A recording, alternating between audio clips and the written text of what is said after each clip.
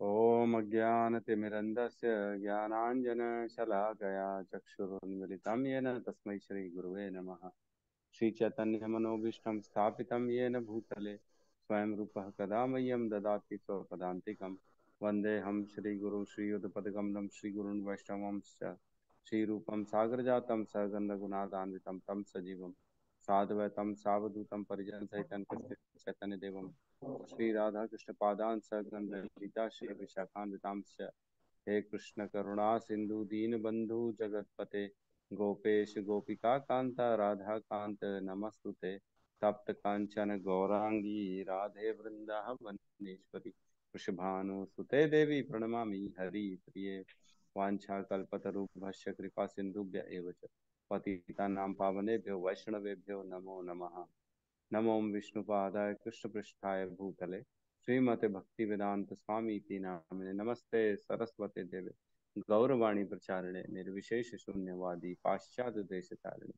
जय श्री कृष्ण चैतन्य प्रभु नित्यानंद श्री अद्वैत गदाधर श्रीवासादि गौर भक्तवृंद। हरे कृष्णा कृष्णा कृष्णा हरे हरे हरे राम राम राम हरे हरे। यस प्रभु। ठीक है। तो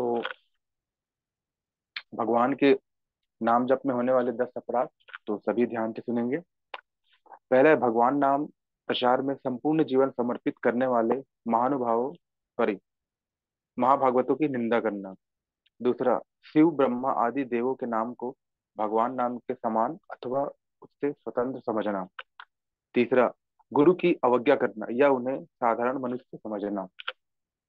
चौथा है वैदिक शास्त्रों का अथवा प्रमाणों का खंडन करना। पांचवा है हरे कृष्ण महामंत्र के जप की महिमा को काल्पनिक समझना।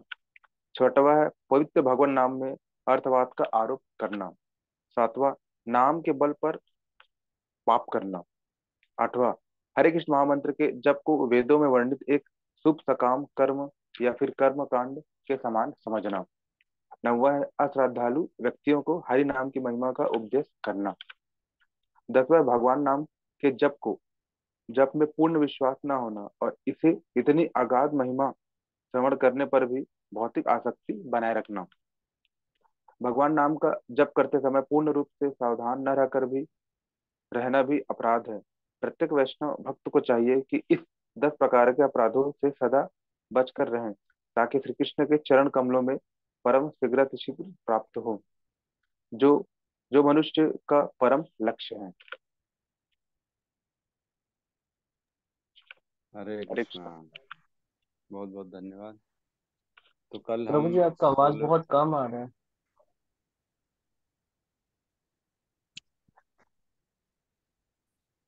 हरे कृष्णा। हाँ प्रभु जी क्लियर है? अभी ठीक आ रहा है। हाँ अभी ठीक आ रहा है। ठीक है। अरे, ये टेक्नोलॉजी भी जितनी यूज की जाए उतनी बड़ी मुश्किल है। कल तो मेरा दिन ही पूरा खराब हो गया इसी के चक्कर में। आधे से ज्यादा दिन तो इसी में लग गया। कैसे होगा? हुआ ही नहीं, रात तक जूम अपडेट हुआ ही नहीं। ठीक है। सुबह भी बैठ के इसी में दिमाग लगाया तब जाके नया सब्सक्रिप्शन लेना पड़ा, फिर अभी स्टार्ट हुआ 5 बजे। ठीक है। तो हम कल 16वें अध्याय के 13, 14, 15 श्लोक को हमने देख लिया था। और 16वें अध्याय पे चर्चा कर ली थी हमने। 16वां श्लोक इम्पोर्टेंट श्लोक है, जो कि बताता है कि किस प्रकार जो है क्या गति होती है आसुरी गुणों की। जो आसुरी लोग होते हैं उनकी गति के बारे में चर्चा करी गई है। और 16, 17, 18 ये तीनों श्लोकों में इसी का वर्णन होगा कि क्या फाइनली इनको साथ होता है। तो 16वां श्लोक एक बार मैं रीड कर लेता हूँ, फिर उसके हम तात्पर्य में प्रवेश करेंगे। अनेक चित्त विभ्रांता मोह जाल समावृता प्रसक्ता काम भोगेशु पतंती नरके श्रुचो।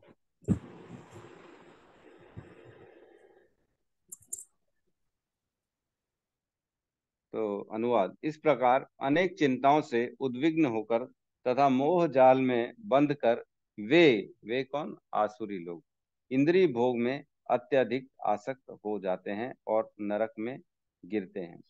तो मोह क्या होता है ना, इसमें बताया गया है, मोह जाल समावृता।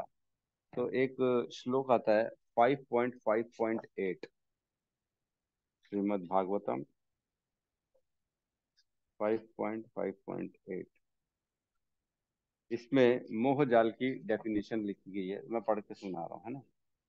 स्त्री तथा पुरुष के बीच का आकर्षण भौतिक अस्तित्व का मूल नियम है ना। भौतिक अस्तित्व, जो लोग इस जीवन में रह रहे हैं, जो कर्म कर रहे हैं, उसका मेन जो फाउंडेशन है, जो बीज है, वो है स्त्री तथा पुरुष के बीच का आकर्षण, है ना। इस भ्रांत धारणा जिसके फल स्वरूप स्त्री तथा पुरुष के हृदय परस्पर जुड़ जाते हैं, मनुष्य अपने शरीर, घर, संतान, स्वजन तथा धन के प्रति आकृष्ट हो जाता है। तो बेसिक क्या कारण होता है, स्त्री पुरुष का आकर्षण, जिसके कारण ये भौतिक सृष्टि के प्रति जो है ना, भौतिक संसार के प्रति आसक्ति बढ़ जाती है। पहले पुरुष स्त्री के बीच में एक दूसरे के प्रति आकर्षण होता है, फिर जो है विवाह कर लेते हैं, फिर संसार बना लेते हैं अपना, पुत्र पुत्री बच्चा परिवार उत्पन्न हो जाता है। फिर जो परिवार उत्पन्न हो जाता है तो उसके लिए श्रम करता है ताकि मैं इन सबको सुखी रख सकूं, और इस प्रकार वो दिन रात कार्य में लगा रहता है। स्त्री भी अपनी जगह अपने परिवार को प्रसन्न करने के लिए दिन रात कार्य करती है, पुरुष भी अपने परिवार को प्रसन्न करने के लिए, उनके दुखों को दूर करने के लिए, उनकी सुख सुविधाओं को बढ़ाने के लिए दिन रात कार्य करता है, और इस प्रकार भौतिक विस्तार बढ़ता है। जिस इस प्रकार भौतिक सृष्टि की जो है ना विस्तार होता है, बढ़ता है, संसार बनता है और आसक्ति बढ़ती है। और इस प्रकार वह जीवन के मोहों को बढ़ाता है और मैं तथा मेरा के संदर्भ में सोचता है। अहम ममेति, ये जो है ना, पुंसाम स्त्रिया मैथुनु भी भाव में तम तयोर मिथ्यो हृदय ग्रंथि माहु अतो गृह क्षेत्र सुप्तावित्तो जन जनस्य मोहो अहम ममेति।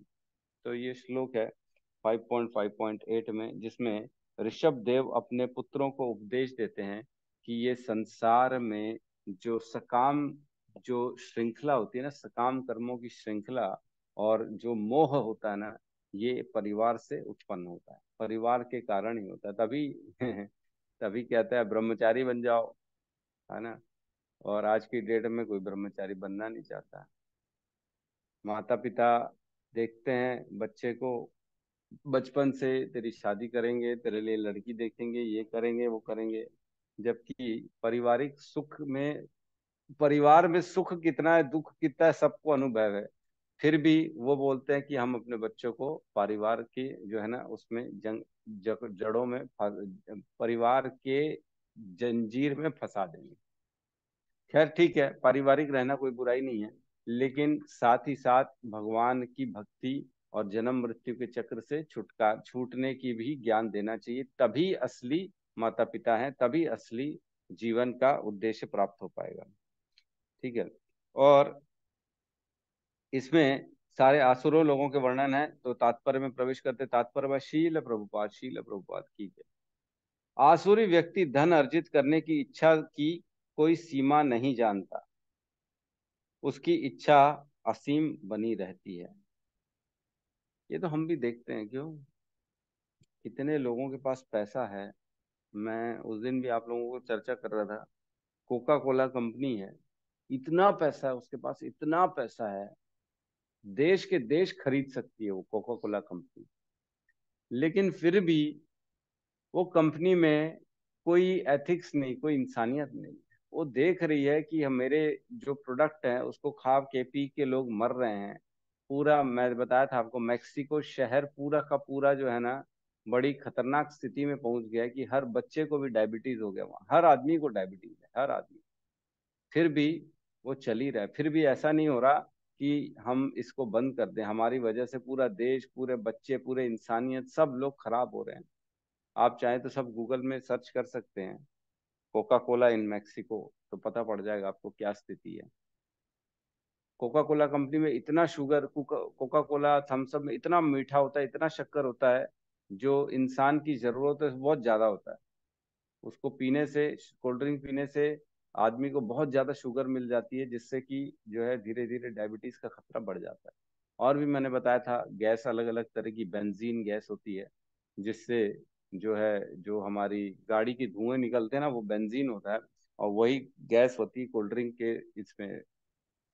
तो कहने का मतलब है ये सब बहुत खतरनाक है, फिर भी लोग धन अर्जित में ही लगे। उनका उद्देश्य सिर्फ पैसा कमाना है, उनका उद्देश्य कहीं से भी इंसानियत नहीं है, किसी को भी जीवन को रक्षा करना नहीं है। उनका उद्देश्य ये है कि खाली हम पैसे पे पैसे कमाएं, जबकि पैसे की कोई कमी नहीं।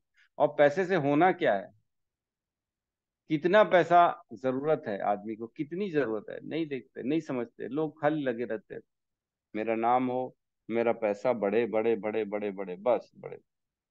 उसकी सीमा असीम बनी रहती है। वह केवल यही सोचता रहता है कि उसके पास इस समय कितनी संपत्ति है, और ऐसी योजना बनाता है कि संपत्ति का संग्रह बढ़ता जाए। सिर्फ योजनाएं बनाता है, प्लानिंग पे प्लानिंग करता है कि कैसे मेरी संपत्ति बढ़े। आज मेरे पास इतनी है, कल मेरे पास उतनी हो जाएगी, आज ये करूंगा तो परसों उतनी हो जाएगी, और इससे जो है मेरा परिवार सुखी हो जाएगा, और इससे क्या होगा, मेरा नाम हो जाएगा, मैं इंद्रिय तृप्ति कर सकूंगा, मैं इंद्रिय भोग भोग सकूंगा। इंद्रिय भोगों की तो कोई लिमिट नहीं है। आज मेरे को उस दिन मेरी वाइफ बता रही थी कि अनंत अंबानी की जो शादी हुई है ना, उसमें जो उसकी माँ है नीता अंबानी, उसको सिर्फ साड़ी पहनाने वाली जो आई थी, जो सिर्फ साड़ी उसको पहनाने का जो कार्य करती है, वो उसका 10 लाख रुपए चार्ज की थी, कि सिर्फ साड़ी पहनाने का 10 लाख। लोगों की यहाँ पे अ, साड़ी की कीमत कितनी, जो खाली 10 लाख रुपए पहनाने का चार्ज होगा।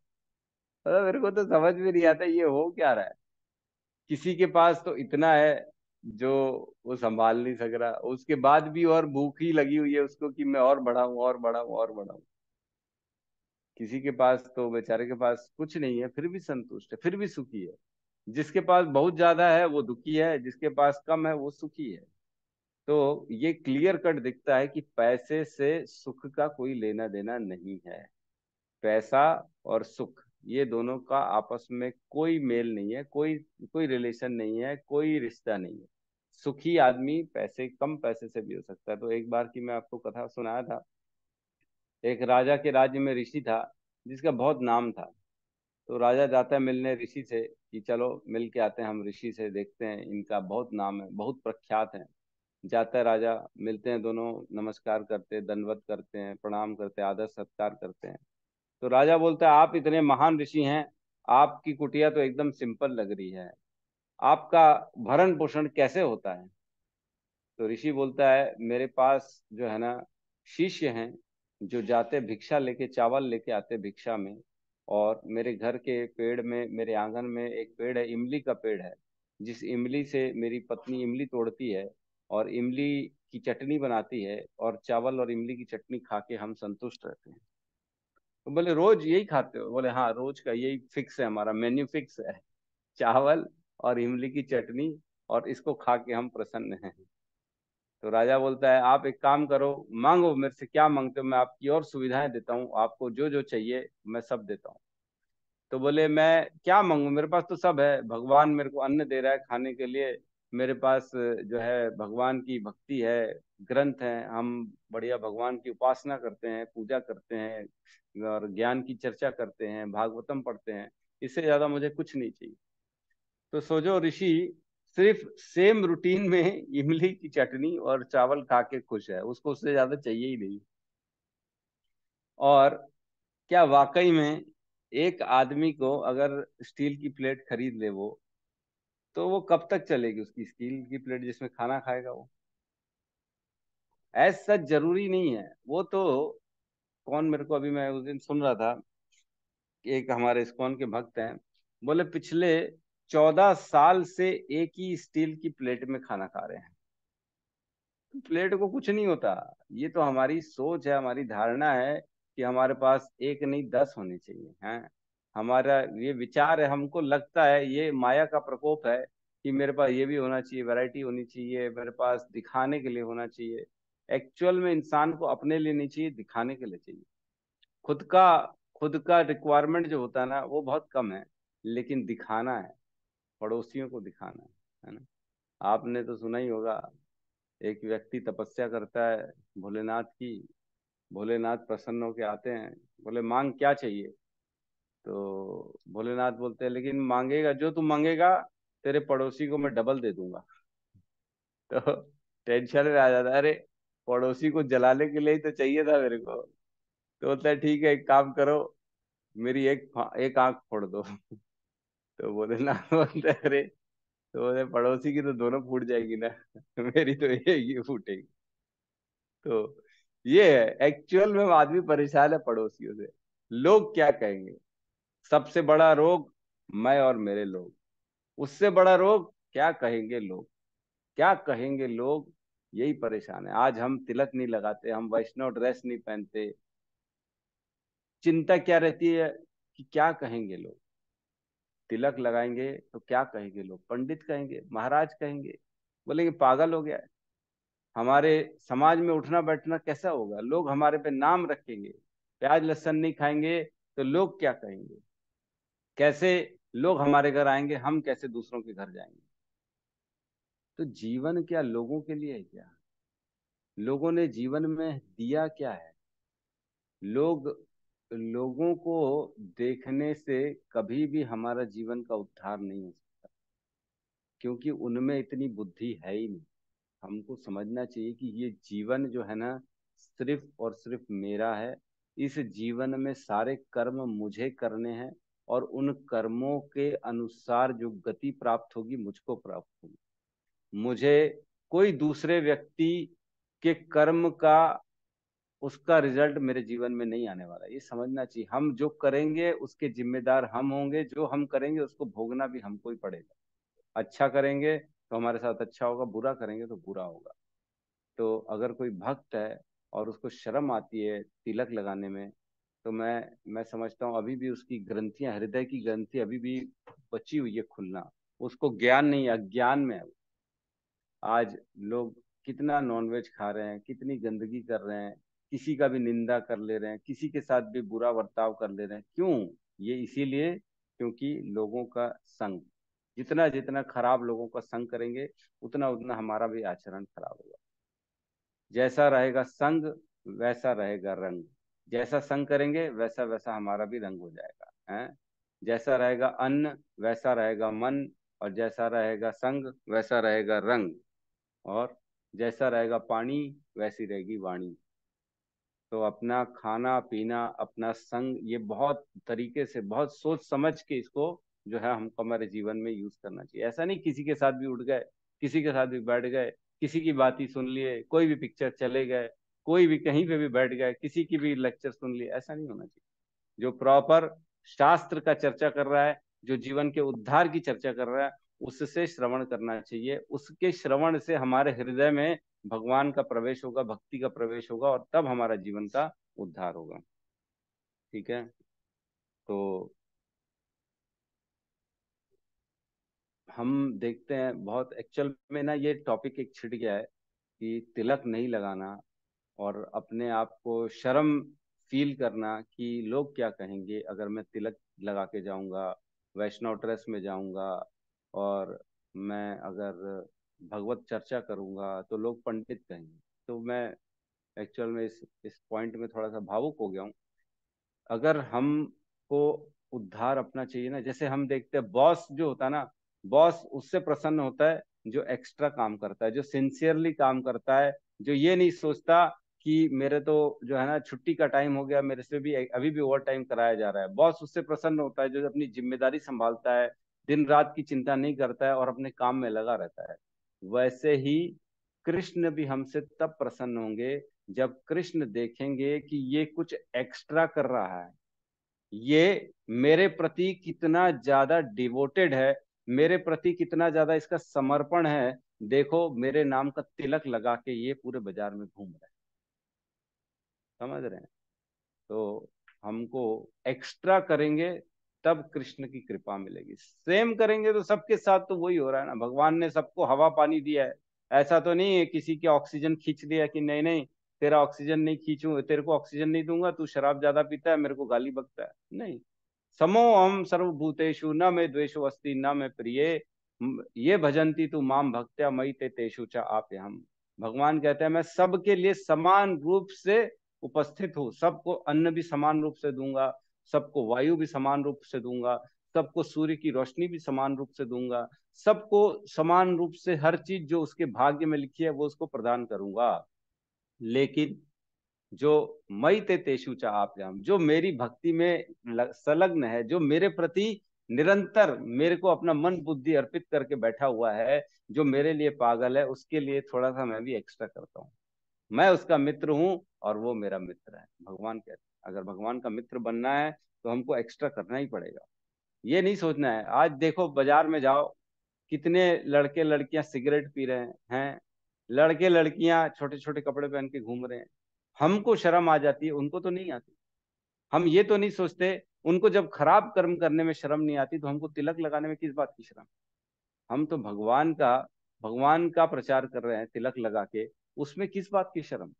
हमको बिल्कुल ये जिसके दिमाग में आ गया ना, ये तो अपना मेडल है, जैसे एक पुलिस वाला अपना मेडल लेके घूमता है ना, टोपी पहन के अपना डंडा लेके घूमता है कि मेरे पास तो भगवान पावर है, सरकार का पावर है। वैसे ही हमको तिलक लगा के प्राउड फील करना चाहिए कि मैं कृष्ण का हूँ, कृष्ण मेरे हैं, कृष्ण के चरण चिन्ह मेरे माथे पे है, मुझे कौन रोक सकता है इस संसार में। ये भाव रखना चाहिए, तो भगवान भी उस भाव को ग्रहण करेंगे और भगवान फिर हमारे लिए एक्स्ट्रा कृपा करेंगे। तो ये बहुत जरूरी है, अपने जीवन को बदलना जरूरी है। आज हम बदलेंगे तो हमको देख देख के लोग बदलेंगे, देखेंगे कम 100 में से एक तो प्रभावित होगा ना, एक तो सोचेगा ना कि तिलक क्यों लगाते हैं यार ये लोग, सुबह सुबह से पूरे दिन भर तिलक लगा के घूमते, क्या बात है। पता किया जाए, पूछा जाए, जिज्ञासु होगा, कोई एक तो फॉलो करेगा, कोई एक तो तारीफ करेगा, वाह प्रभु जी क्या आप, डेडिकेशन का लेवल है आपका, मानना पड़ेगा। आपने समर्पण देखो, किसी की चिंता नहीं है लेकिन माथे पे तिलक जरूर है। तो हमको ऐसा करना चाहिए। ठीक है, आगे बढ़ते हैं हम। इसलिए वह किसी भी पाप पूर्ण साधन को अपनाने में झिझकता नहीं है और अवैध तृप्ति के लिए कालाबाजारी करता है। कालाबाजारी करता है आसुरी आदमी। वो क्यों? क्योंकि अपने पाप पूर्ण इच्छाओं को पूरा करना है उसको। तो ठीक है, वह पहले ही से ही वह पहले से अपनी अधिकृत संपत्ति यथा भूमि परिवार घर तथा बैंक पूंजी पूंजी में पर मुग्ध रहता है और उनमें वृद्धि के लिए सदैव योजनाएं बनाता है। बस उसके पास परिवार भूमि संपत्ति है, बैंक बैलेंस है, और उसको बढ़ाना कैसे, बस इसी में दिमाग लगाता है। जो कि सारा संसार यही कर रहा है, सब लोग यही कर रहे हैं, खाली पैसा पैसा पैसा। कल भी एक मेरे मित्र का फोन आया, चर्चा कर रहा था, बोले इसका काम कैसा है। मैंने कहा यार तेरे पास ऑलरेडी इतने काम है, तू इतना व्यस्त रहता है, तेरे पास ऑलरेडी इतना पैसा है, तेरे को क्या जरूरत है इसकी। बोले लेकिन अच्छा काम है यार, बैठे बैठे काम हो जाएगा, बैठे बैठे पैसा आ जाएगा। अरे मैंने कहा ठीक है, लेकिन तू ये सब की जरूरत नहीं है। मैंने कहा क्या करेगा इतना पैसा, पैसा तो तेरे को है ही है ऑलरेडी, कितना बढ़ा के क्या करेगा। तो भी व्यक्ति समझता नहीं है, उसके पास थोड़ा भी समय है एक्स्ट्रा तो वो सोचता है मैं उसको भी उपयोग करके पैसा धन अर्जित कर लूं। थोड़ा सा समय आएगा एक्स्ट्रा तो उसमें धन के बारे में सोचेगा, ये नहीं सोचेगा कि मेरे को मनुष्य जीवन क्यों मिला है, मेरे मनुष्य जीवन का उद्देश्य क्या है, मुझे इस जीवन को मिला है तो क्या प्राप्त करने के लिए मिला है। खाली फोकट पैसा कमा के इसको इंद्रिय तृप्ति के लिए मिला है क्या। तो एक श्लोक आता है 11.2.2,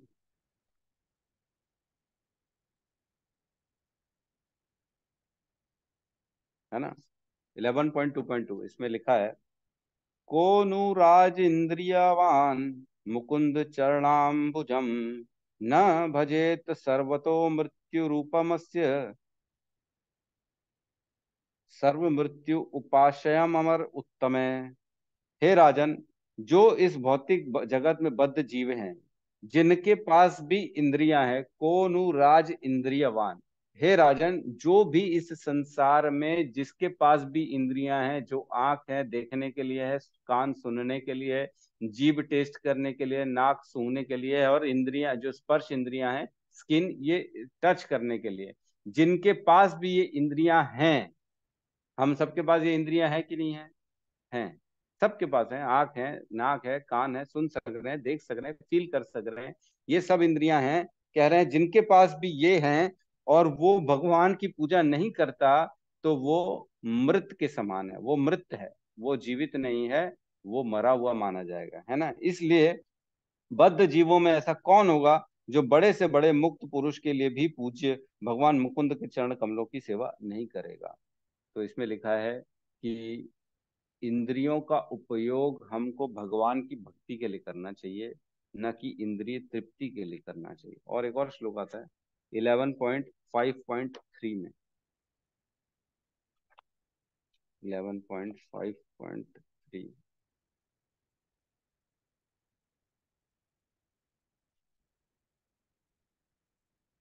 इसमें कहते हैं यदि चारों वर्ण तथा चारों आश्रमों का कोई भी सदस्य अपनी उत्पत्ति का स्रोत श्री भगवान की पूजा नहीं करता या जानबूझकर श्री भगवान का अनादर करता है, तो वह सभी अपने पद से गिरकर नारकीय दशा को प्राप्त होंगे। क्लियर कट लिखा है, कोई भी वर्ण का, कोई भी आश्रम का सदस्य अपनी उत्पत्ति का स्रोत, जो भगवान जिसने हमको पैदा किया है, उसके बारे में उसकी पूजा नहीं करता, उसका ज्ञान नहीं इकट्ठा करता, उसके प्रति अनादर रखता है, तो वह निश्चय ही नरक में जाएगा, निश्चय ही नरक में चला जाएगा। तो ऐसे कितने लोग हैं जो भगवान के बारे में सोचते हैं, अपनी उत्पत्ति के कारण के बारे में सोचते हैं, जो ज्ञान इकट्ठा करते हैं कि भगवत गीता का ज्ञान, भागवतम का ज्ञान, क्या लिखा क्या है भगवान ने, कुछ तो ऐसा लिखा होगा जो भगवत गीता पूरे विश्व में पढ़ रहे लोग, लोग पागल हो गए। 6 करोड़ भगवत गीता इस्कॉन की बिक चुकी है हमारी, 6 करोड़ भगवत गीता। कितनी बड़ी, कितना बड़ा फिगर होता है। 6 करोड़ लोगों ने भगवत गीता इस्कॉन की खरीदी है, खरीदी है तो पढ़ भी रहे हैं, पढ़ रहे हैं और पढ़ पढ़ के अपना जीवन बदल रहे हैं। ऐसे अनेक एग्जाम्पल हैं हमारे इस्कॉन में ही हैं, जो पहले पूर्ण रूप से भौतिक थे, भोगी थे, लेकिन भगवत गीता पढ़ के उन्होंने अपना जीवन बदल लिया। अमरीश प्रभु जो इतना बड़ा एग्जाम्पल है, फोर्ड कंपनी के मालिक हैं, पूरे विश्व में फोर्ड बिक रही है, उस कंपनी के मालिक हैं हेनरी फोर्ड, है ना। हेनरी फोर्ड के बेटे हैं, क्या नाम है अमरीश प्रभु का? अमराल्ड है क्या प्रभु मेरे जी? प्रभु एल्फ्रेड फोर्ड प्रभु जी। Alfred Ford, Alfred Alfred Henry Ford. Ford. Alfred उनका नाम है और उनके पिताजी का नाम हेनरी फोर्ड है। एल्फ्रेड फोर्ड जो है, आवाज धीरे आ रही है क्या?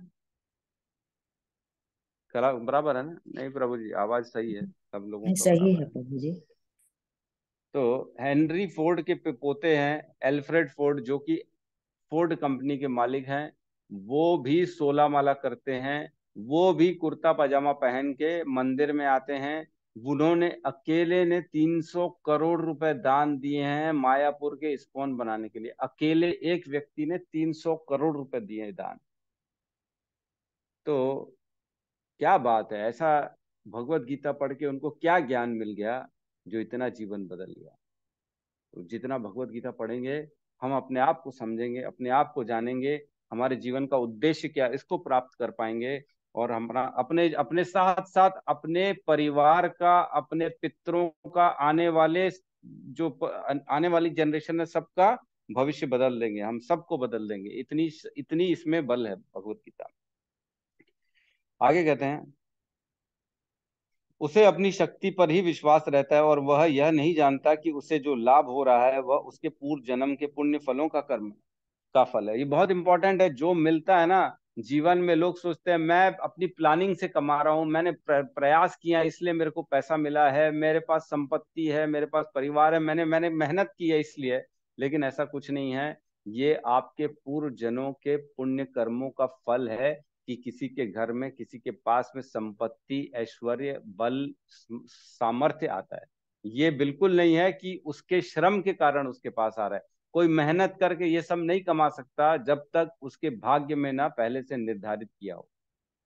बहुत जरूरी है इसको समझना कि भाग्य से जीवन में सुख आता है, भाग्य से जीवन में दुख आता है, न कि अपने प्रयासों से। प्रयास तो सिर्फ एकमात्र फॉर्मेलिटी है कि भगवान ने कहा है प्रयास करोगे तब मैं तुमको दूंगा। प्रयास हमको फॉर्मेलिटी के हिसाब से करना है। प्रभु आपने बोला है प्रयास करने के लिए, तो प्रयास करूंगा, है ना। युक्त आहार विहार से, युक्त चेष्टा से, कर्मसु युक्त स्वप्न अबोध से योगो भवति दुखा। युक्त करो आप, युक्त प्रयास करो, युक्त कर्म करो, बैलेंस करो, ना अत्यधिक न कर्म, न ज्यादा न कम। कम भी नहीं करना है, न अत्यधिक करना है। प्रभु मैंने कर दिया, अब आपकी इच्छा है तो दे देना, नहीं तो मत देना। क्योंकि जो भाग्य में वो मिलना ही है, उसके लिए अत्यधिक प्रयास करने का कोई जरूरत नहीं। ठीक है, ये लोगों को मालूम ही नहीं होता है। ये फंडामेंटल एक्चुअल में आसुरी लोगों के दिमाग में रहता ही नहीं है कि भाग्य से मिलता है। उनको लगता है सिर्फ मैं कर रहा हूं, मेरी मेहनत है, इसलिए मुझे ये प्राप्त हुआ है, इसका सिर्फ और सिर्फ जिम्मेदार मैं हूं। ऐसे हमारी कम्युनिटी सिंधी में तो बहुत लोग हैं जो धंधा करते हैं और दुकान खोलते हैं और आखिरी बोलते हैं अरे मैंने मेहनत की है, देख मेरे मेहनत का नतीजा आज मेरी दुकान चल रही है, मेरे पास पैसा आ गया। सब लोग यही बोलते हैं, मैं मेहनत कर रहा हूँ ना सुबह से रात तक, इसलिए मेरे पास पैसा है, इसलिए मैंने नाम कमा लिया, इसलिए मेरे पास शोहरत है। ऐसा कुछ नहीं है। ये सिर्फ सिर्फ और सिर्फ भाग्य है। भाग्य और प्रयास दोनों। कर्म, आसुरी व्यक्ति अपने बाहुबल का पर नहीं है, वह यही सोचता है कि उसकी सारी संपत्ति उसके निजी उद्योग से है ना, उसकी सोच है। आसुरी व्यक्ति अपने बाहुबल पर विश्वास करता है, कर्म के नियमों पर नहीं। कर्म नियम के अनुसार पूर्व जन्म में उत्तम कर्म करने के फलस्वरूप मनुष्य उच्च कुल में जन्म लेता है, या धनवान बनता है, या सुरक्षित बनता है, यह बहुत सुंदर शरीर प्राप्त करता है। तो ये लोगों के अंदर से फंडामेंटली गायब है। यहाँ लिखा है पूर्व जन्म के कर्म अनुसार उच्च कुल में जन्म मिलता है। मुकेश अंबानी के घर में जन्म क्यों मिलेगा? अगर हम उसका वैसा कर्म होगा पिछले जन्म का। कोई बच्चा बचपन से ही पैसे वाले घर में उत्पन्न हुआ है, कोई बच्चा बचपन से गरीब के घर में उत्पन्न हुआ, तो इसके पीछे का भेद क्या है? क्यों है ऐसा? सृष्टि ने ऐसा नियम क्यों बनाया कि कोई पैसे वाले घर में बचपन से इतना पैसा देख रहा है, 10-10 नौकर पड़े हुए उसके पीछे, और कोई ऐसा है जो बचपन से गरीब है, बेचारे पास खाने का नहीं है? क्यों है ऐसा? कोई तो कारण होगा। कोई ऐसा चितपट तो होता नहीं है टॉस कर दिया और इसको गरीब के यहाँ भेज दिया, इसको अमीर के यहाँ भेज दिया। ऐसा नहीं होता। नियम बनते हैं, हर चीज का कानून बनता है, बगैर कानून कोई काम नहीं होता। भगवान की प्रकृति एक भी कर्म को छोड़ती नहीं है। एक भी कर्म को जो हम करेंगे उसका पूरा को पूरा फल हमको मिलेगा। चाहे हम मच्छर मारें, चाहे हम मक्खी मारें, हर चीज का फल मिलेगा हमारे। तो पिछले जन्मों के कर्मों के कारण ही हमको ऊपर का शरीर मिलता है, अच्छा शरीर मिलता है हमारे। कई कहते हैं ना जो सुंदर है, सुंदरता भी क्यों मिलती है? क्योंकि उसने पिछले जन्म में ऐसे कर्म किए, इसलिए उसको सुंदर शरीर प्राप्त हुआ है। आगे कहते हैं आसुरी व्यक्ति सोचते हैं कि यह चीजें आकस्मिक हैं और उनके बाहुबल सामर्थ्य के फलस्वरूप हैं, और वो अपने ऊपर ही सोचते हैं। उसके विभिन्न प्रकार के लोग उसे विभिन्न प्रकार के लोगों, सुंदरता तथा शिक्षा के पीछे किसी प्रकार की योजना व्यवस्था नहीं प्रतीत होती। वो सोचता है कि सब ऑटोमेटिक मेहनत से हो रहा है, इसके पीछे और कोई कारण नहीं है। ऐसे आसुरी मनुष्य की प्रतियोगिता में जो भी सामने आता है वह उसका शत्रु बन जाता है। बहुत बड़ी बात है कि आपस में आसुरी व्यक्ति भी एक दूसरे के शत्रु हो जाते हैं। ऐसा नहीं है कि दोस्त बनेंगे, तू भी भगवान को नहीं मानता है, मैं भी भगवान को नहीं मानता हूं, तो हम दोनों दोस्त हो गए। ऐसा नहीं है। वो एक दूसरे से भी शत्रुता करेंगे। मैं ऊपर रहूंगा, तू नीचे रहेगा। मेरे सामने कैसी बात करता है तू, मेरे से नीचे है, मेरे से ज्यादा बल नहीं है तेरे अंदर। कुल मिला के सबके अंदर यही रहता है। ऐसे अनेक आसुरी व्यक्ति होते हैं और इनमें से प्रत्येक अन्यों का शत्रु होता है। तो ये लोग भी आपस में शत्रु बन जाते हैं। यह शत्रुता पहले मनुष्यों के बीच, फिर परिवारों के बीच, तब समाजों के में और अंततः राष्ट्रों के बीच बढ़ती जाती है। अतः विश्व भर में निरंतर संघर्ष, युद्ध तथा शत्रुता बनी रहती है। तो धीरे धीरे ये जो भाव है ये शत्रुता को उत्पन्न करता है, आसुरी भाव। क्यों? क्योंकि आसुरी भाव सेल्फिश होता है, सिर्फ अपने लिए सोचता है। मैं, मेरा परिवार मेरी इंद्रिय तृप्ति, मेरा भोग, मेरा पैसा, मेरा घर, मेरा जीवन, मेरा शरीर, सब मेरा मेरा रहता है। इसलिए धीरे धीरे शत्रुता बढ़ती चली जाती है, क्योंकि वो दूसरे को देख नहीं सकता सुखी, दूसरे की भोगों की वस्तु को भी चाहता है कि मेरे पास आ जाए। प्रत्येक आसुरी व्यक्ति सोचता है कि वह अन्य सभी लोगों की बलि करके रह सकता है। सामान्यतः ऐसा व्यक्ति स्वयं को परम ईश्वर मानता है, और आसुरी उपदेशक अपने अनुयायियों से कहते हैं कि तुम लोग ईश्वर को अन्यत्र क्यों ढूंढ रहे हो? तुम स्वयं अपने ईश्वर हो। तुम जो चाहो सो कर सकते हो। ईश्वर पर विश्वास मत करो, ईश्वर को दूर करो, ईश्वर मृत है। ये आसुरी लोगों के उपदेश हैं। तो इनका फंडा जो होता है ना, वो ये होता है कि कोई भगवान नहीं होता, भगवान तो है ही नहीं इस संसार में। हम सब अपने अंदर खुद भगवान हैं, हम भगवान से कम नहीं है। अहम ब्रह्मास्मि, आप स्वयं भगवान हो, आप जो चाहो वो कर सकते हो, ऐसा फंडा रहता है। तो ऐसे बहुत सारे हम देखे। पुंडरक आया था जो भगवान को बोलता है कि मैं भगवान हूँ, मेरे पास चार भुजाएं हैं, नकली हाथ लगा के बोलता है मैं भगवान हूँ। आज भी लोग ऐसे बाबा बाबा घूमते हैं बहुत सारे, जो कहते हैं हम ही हैं सब कुछ, जो है बस हमारी शरण में आओ, तुमको सब मिल जाएगा, हमारा नाम जप करो, हमारे हमारे को जो है ना खाली डोनेशन दो, और हमारी जो है ना बातों को फॉलो करो, यही करो बस, आपको सिद्धि मिल जाएगी। तो इस तरह के लोग हैं, इनसे दूर रहना चाहिए, ये आसुरी व्यक्ति होते हैं। यद्यपि आसुरी मनुष्य अन्यों को अपने ही समान या अपने से बढ़कर धनी तथा प्रभावशाली देखता है, तो भी वह यह सोचता है कि उससे बढ़कर ना तो कोई धनी है और ना प्रभावशाली। तो मेरे को ये सबने महसूस किया होगा, आदमी कैसा भी क्यों ना हो, लेकिन वो अपने आप को अच्छा सुंदर ही समझता है। मैं आज अच्छा लग रहा हूँ, मैं ये लग रहा हूँ, मैंने देखो कपड़े बदल लिए, मैंने आज ये कर लिया, तो मैं कितना प्रभावशाली दिख रहा हूँ। जबकि ऐसा नहीं है। आदमी तुमको देखता है कौन है, कितने लोग तुम्हारे से प्रभावित होते हैं, या कितना तुम्हारे बारे में लोगों को फिक्र है। किसी को किसी की फिक्र नहीं। ये तो हमारी गलत धारणा है, हमारी सोच है कि लोग मुझे देख रहे हैं, मैं सुंदर दिखूं, मैं ये करूं वो करूं।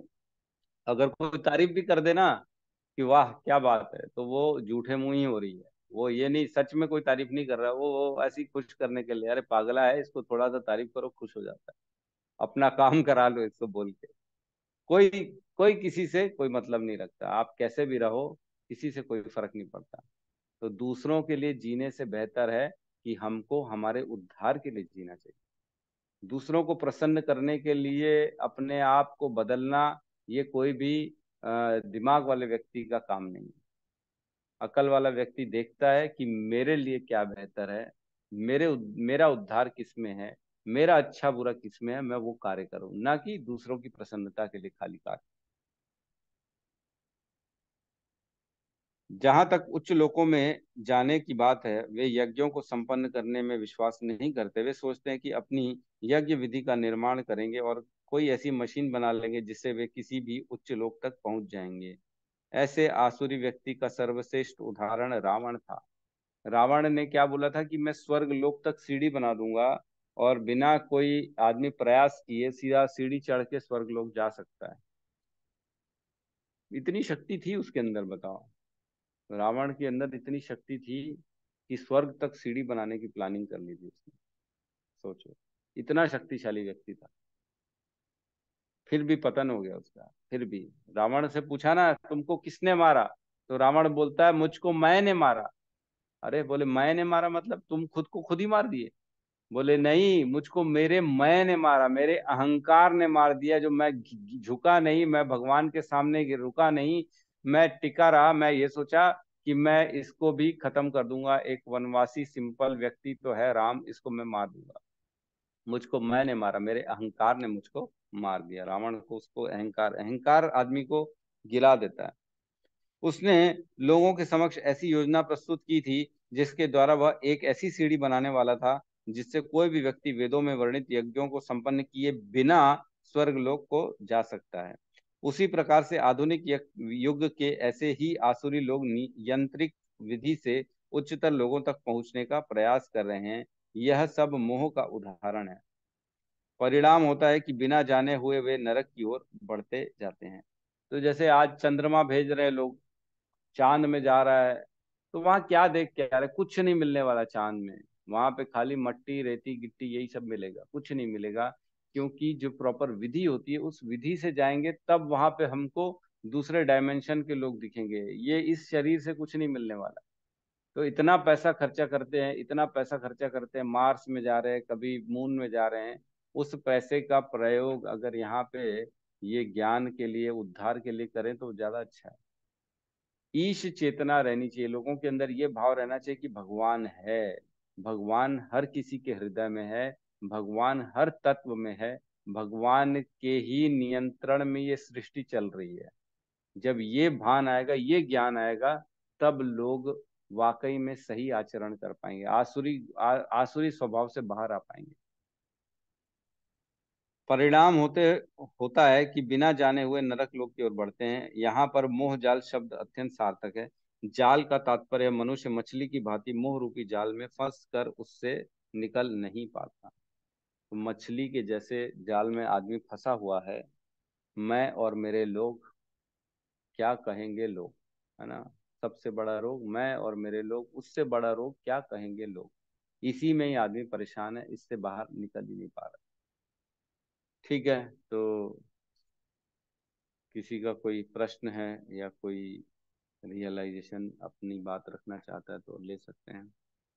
एक्चुअल में ना, एक मैंने निकाल के रखा है, धन के दोष जो है ना, धन के कुछ दोषों का वर्णन है हमारे जो है ना शास्त्रों में। मैं पढ़ के सुना रहा हूँ। धन जैसे आता है ना, तो क्या क्या दोष अपने साथ लाता है?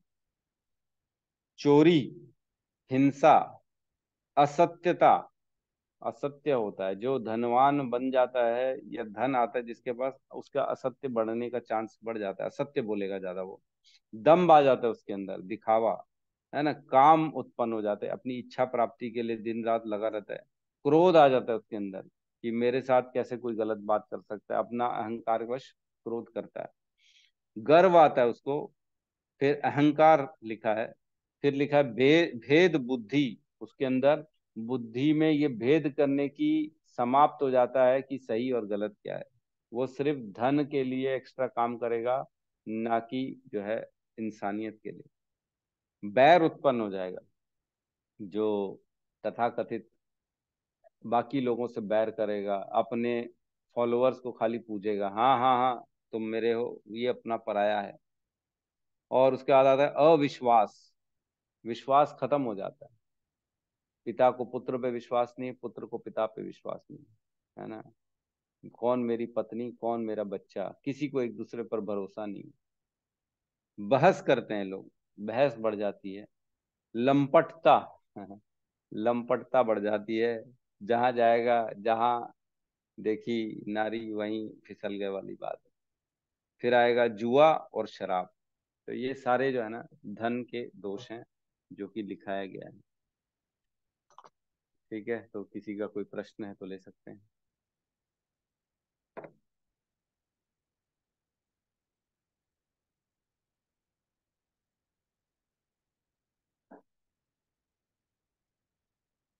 यस राहुल प्रभु, कहिए। हरे कृष्ण जी, दंडवत प्रणाम। हरे अ, कृष्णा। प्रभु जी, जैसे कि पूर्व जन्म के कर्म के अनुसार लोगों का जैसे भाग्य रहता है, तो हम्म। मतलब तो प्रभु जी इस जन्म में वो कर्म करेगा, जैसे श्रम करेगा, तभी वो उसको धनी व्यक्ति बन सकता है ना। जैसे कि उसको पता ही नहीं कि उसके भाग्य में क्या लिखा है, और वो श्रम ही ना करेगा तो उसको प्राप्त ही नहीं हो पाएगा। जैसे कि हम हम्म। अंबानी जी का ही ले लें, तो अंबानी जी तो पहले गरीबी थे। वो अपने हम्म। संघर्ष से ही वो ऐसा पहुंचते गए, तब जाके आज इस मुकाम पर पहुंचे। अगर वो संघर्ष नहीं करते तो शायद ये इतना धनी व्यक्ति नहीं बन पाते। हम्म। ये मैं चाह रहा था प्रभु जी, तो इसको अपन कैसे समझेंगे कि तो कहाँ मना थोड़ी कर रहे हैं कि प्रयास नहीं करना है? वो तो भगवान बोल ही रहे हैं ना, प्रयास तो करना ही है तुमको, कर्म तो करना ही पड़ेगा।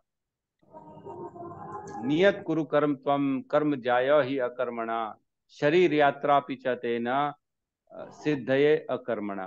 भगवान कहते हैं तीसरे अध्याय में कि नियत कुरु कर्म त्वम, तुम अपना नियत कर्म करो। शरीर यात्रापि चते ना, मतलब शरीर के भरण पोषण के लिए भी तो कर्म करना पड़ेगा ना।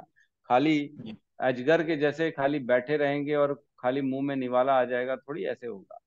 अजगर करे न चाकरी, पंछी करे न काम। अजगर कभी चाकरी करता है क्या? पंछी कभी काम करता है क्या? तो ये विचारधारा नहीं रहनी चाहिए हमारे को कि हमारे मुख में सीधा आके कोई ना कोई बैठ जाएगा। लेकिन मनुष्य जीवन मिला है प्रयास करने के लिए, मिला है कर्म करने के लिए मिला है। कर्म तो करना ही पड़ेगा, लेकिन इसका मतलब ये नहीं है कि कर्म में इतने फंस जाएं कि कर्म ही कर्म कर रहे हैं और ये सोच रहे हैं कि जो मुझे प्राप्त हो रहा है वो कर्मों के आधार पे हो रहा है। बहुत सूक्ष्म, बहुत साइंटिफिक है ये एक्चुअल में रिलेशन समझना बड़ा कठिन है कि क्या कर्म के कारण प्राप्त हो रहा है, और अगर कर्म के कारण प्राप्त नहीं हो रहा है तो कर्म क्यों करूं मैं। बहुत ये इसका ना गहरा विचार है। ये भगवान ने दूसरे अध्याय के 47वें श्लोक में कहा ना, कर्मणो ही अपि बुद्ध, नहीं क्या बोलते हैं, कर्मण्येवाधिकारस्ते माँ फलेषु कदाचन माँ कर्म फल हेतुर्भुर माते संगोस्तु कर्मणि। मतलब तुमको कर्म करने का अधिकार है, कर्म फल का अधिकारी नहीं हो तुम। लेकिन कर्म कर्म जो मैं दूंगा, मतलब कर्म के अधिकारी हो तुम लेकिन कर्म फल के अधिकारी नहीं हो। इसलिए कहीं ऐसा मत सोचो कि कर्म भी नहीं करूं मैं। कर्म फल के बगैर तो तुम कर्म के लिए प्रेरणा ही नहीं मिलेगी। कर्म फल देखा जाता है पहले, फिर कर्म किया जाता है ना। ऐसे ही होता है ना, मुझे क्या मिलेगा, मैं ये क्यों करूं, क्या प्राप्त होने वाला है, पहले कर्म फल देखा जाता है फिर कर्म किया जाता है। लेकिन यहाँ कह रहे हैं भगवान कि ऐसा भी मत करो कि कर्म फल मेरे हाथ में, इसलिए तुम अकर्म बन जाओ, तुम कोई कर्म भी ना करो।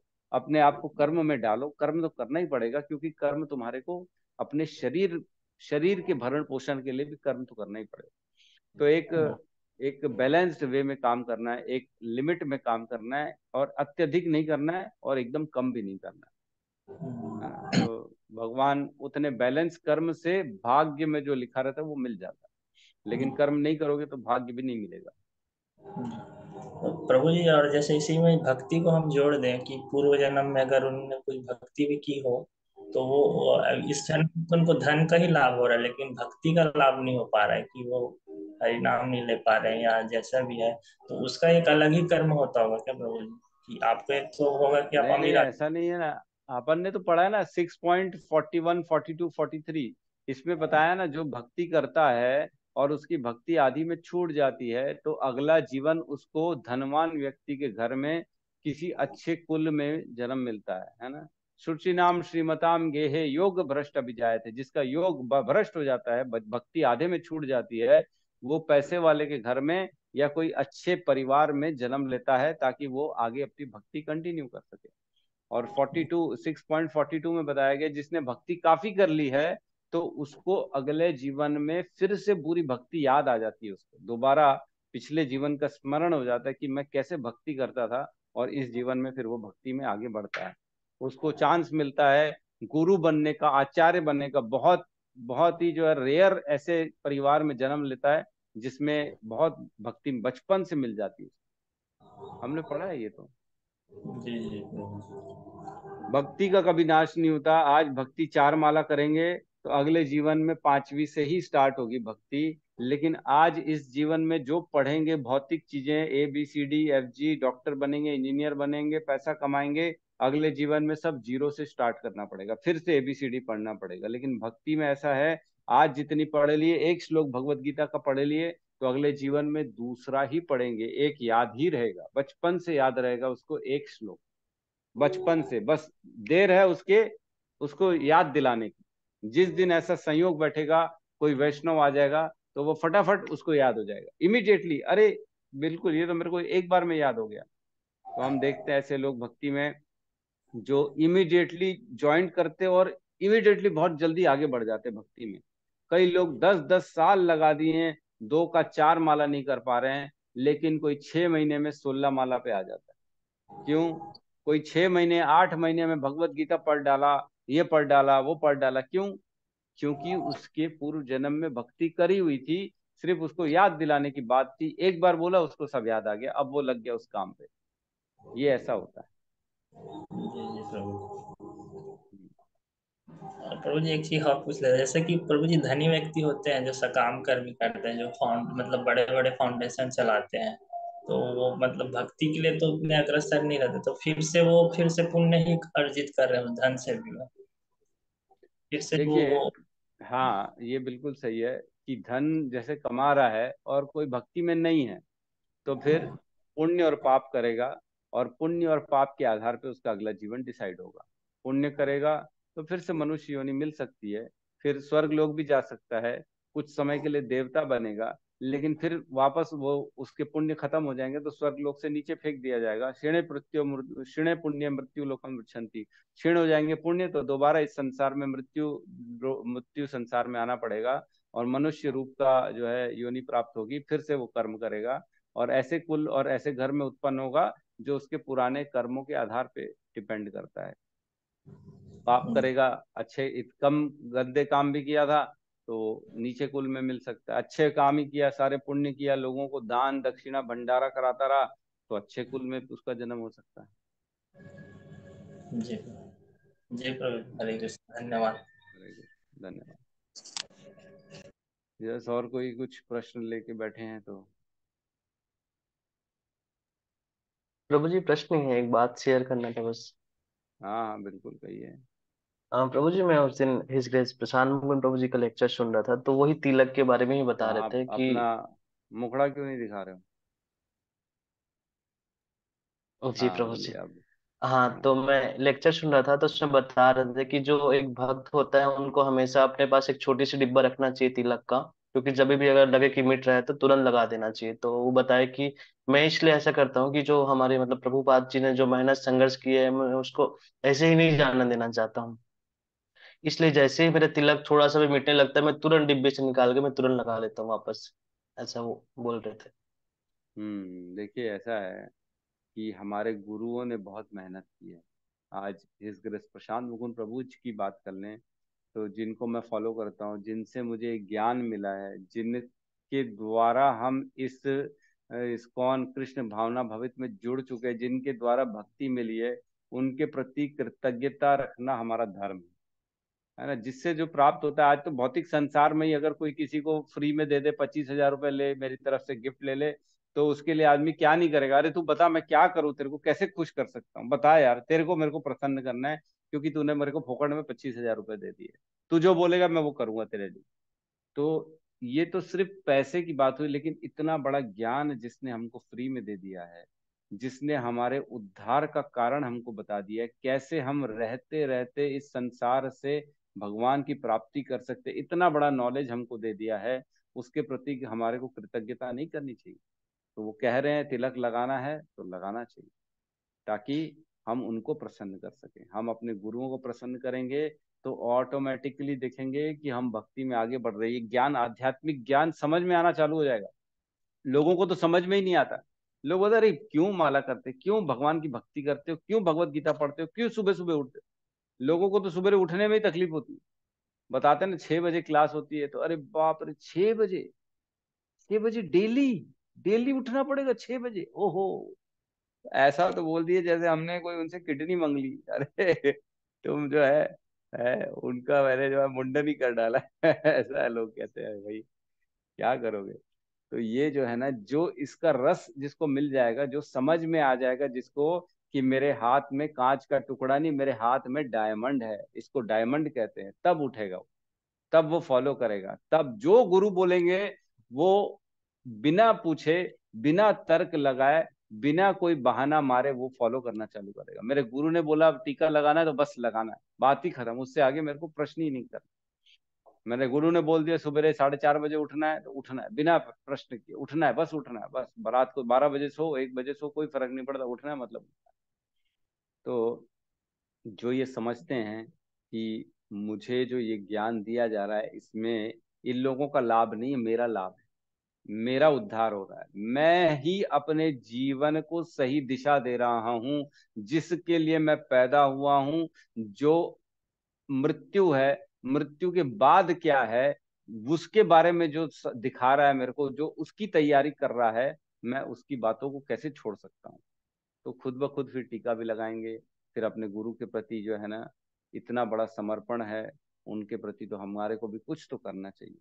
ऐसा नहीं है अपने घर में बैठो, घर मत छोड़ो, कोई नहीं बोल रहा तुमको घर छोड़ो, लेकिन कम से कम टीका तो लगा लो, टीका लगा लो, जो आचरण वो बोल रहे हैं उसको फॉलो कर लो, माला कर लो, घर में रहो, ऐसा नहीं घर छोड़ने की बात नहीं कर रहे, जंगल जाने के लिए नहीं कह रहा कोई भी, लेकिन माला करो, भगवान का नाम लो, भगवान का प्रसाद ग्रहण करो, जो कि आराम से आदमी घर में रहते रहते कर सकता है।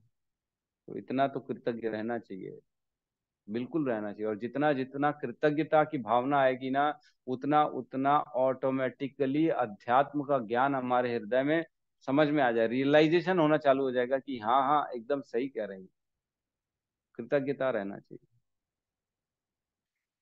ठीक है, तो आशा करता हूँ कि मैक्सिमम लोग अब टीका लगाना चालू कर देंगे।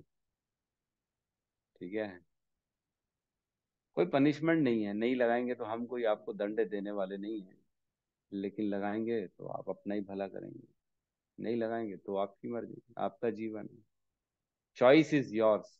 भगवान कृष्ण ने अर्जुन को भी आखिरी में कहा है, यथा इच्छा थी तथा कुरु, पूरा सुनाने के बाद बोल दिया अर्जुन को, जैसी तेरी इच्छा अर्जुन वैसा तू कर, जो तेरा मन करे वो कर। तो भगवान ने चॉइस सबको दे रखी है, हम सबके पास ये चॉइस है, ये करना है कि नहीं करना है, इसमें कोई भगवान का हस्तक्षेप नहीं होता। कोई ये नहीं बोलता, कोई ये बोल नहीं सकता कि वो तो भगवान की मर्जी थी ना इसलिए मैं भक्ति नहीं किया, वो तो भगवान की मर्जी थी इसलिए मैं टीका नहीं लगाया। तुमने सुना, लेकिन तुमने डिसीजन लिया कि टीका नहीं लगाना है, तुमने सुना, उसके बाद भी तुमने चुना कि मैं भगवत गीता नहीं पढ़ूंगा, उसके बाद भी तुमने चुना कि मैं सोता रहूंगा, मैं सवेरे नहीं उठूंगा, तो ये तुम्हारा डिसीजन है, इसमें भगवान का कोई हस्तक्षेप नहीं है। मृत्यु के बाद जब जाएंगे भगवान के सामने, यमराज के सामने, तब यमराज को ये नहीं बोल सकते कि यमराज जी मैं क्या करूं, भगवान ने तो भक्ति दी नहीं मेरे को। यमराज जी तब याद दिलाएंगे और यही वाला वीडियो दिखा देंगे कि देखो महेश प्रभु ने बोला था ना तुम्हारे को, टीका लगाओ, भगवत गीता सुनो, माला करो भगवान की, तब क्यों नहीं सुने उनकी बात, तब क्या जवाब देंगे? अरे मैंने तो सोचा कि आप मेरे को कराओगे, सब भाग्य में होता है, सब भगवान कराते हैं, तो बोले ऐसा कुछ नहीं होता, तुमने चुना ना सोने का, तुम चुनते उठने के लिए तो तुम भक्ति में आ जाते, तुमको मेरे दर्शन नहीं होते, तुम सीधा भगवान के पास जाते। कहने का मतलब ये है, चॉइस इज अवर्स, कभी भी हमारी चॉइस है क्या करना है क्या नहीं करना। दारू की ग्लास कोई भगवान बना के नहीं देते हैं, कोई चिकन काट के पका के मसाले डाल के भगवान नहीं देते हैं, तो हम ये कैसे बोलते हैं भगवान चुन रहे हैं मेरे को पीने के लिए और खाने के लिए, ये कैसे बोल सकते हैं? भक्ति के लिए बोलते हैं कि भगवान कराएंगे तो हम भक्ति करेंगे, खाना पीना बाकी हम अपनी मर्जी से करेंगे। ठीक है, ठीक है, तो हम यहाँ पे क्लास को क्लोज करते हैं। सबका धन्यवाद, सब मिलके हरे कृष्ण महामंत्र का जाप कर लेते हैं। हरे कृष्णा हरे हरे हरे कृष्णा हरे कृष्णा कृष्णा कृष्णा कृष्णा कृष्णा हरे हरे हरे कृष्णा हरे हरे हरे राम राम हरे राम राम राम राम राम हरे हरे हरे। हरे। हरे। सभी भक्त वृंद की जय, जय जय जय। जगत गुरु श्रील श्रील प्रभुपाद की प्रभुपाद जय, की जय। जय। जय। निताई गौर प्रेमानंद और जय, हरि हरि हरि बोल, हरि हरि हरि बोल। बोल। बोल हरि हरि बोल। हरि हरि हरि बोल। बोल।